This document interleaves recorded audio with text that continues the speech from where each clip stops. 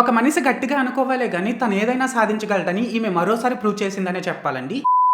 అయితే అసలు ఇక్కడ మ్యాటర్ ఏంటంటే గైస్, వెస్ట్ బెంగాల్లోని పూర్వ బర్ధమన్ అనే జిల్లాలో ఉన్నటువంటి కషేం నగర్ అనే విలేజ్ కి చెందిన కలిటా మాజీ అనే ఈమె తన చిన్నప్పటి నుంచి వేరు ఇళ్లలో పాచి పనులు చేసుకుంటూ నెలకి ఒక 2500 నుంచి 4000 రూపాయల వరకు సంపాదిస్తూ తన ఫ్యామిలీని అయితే పోషించుకుంటుందండి.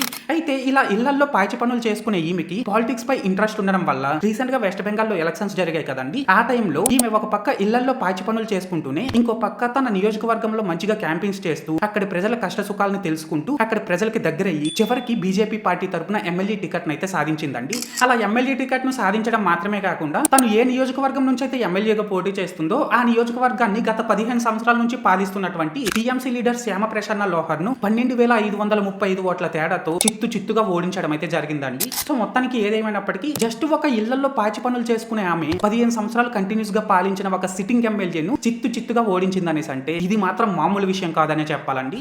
పెద్దోళ్ళు మాత్రమే కాకుండా పేదోళ్ళు కూడా పాలిటిక్స్ లోకి వచ్చి సక్సెస్ అవ్వచ్చు అని ఈమె మరోసారి ప్రూవ్ చేసిందనే చెప్పాలండి. అయితే ఈ కలిటా మాజీపై మీ ఒపీనియన్ ఏంటో అది కామెంట్ సెక్షన్ లో చెప్పేయండి. అండ్ అంతేకాకుండా మీరు ఇంకా ఈ రీల్ లైక్ చేయకపోతే వెంటనే లైక్ చేసేసి మన పేజ్ ని వెంటనే ఫాలో కొట్టేసి నన్ను కొద్దిగా సపోర్ట్ కూడా చేసేయండి. ఓకేనా? This is Lokesh signing out. జై హింద్.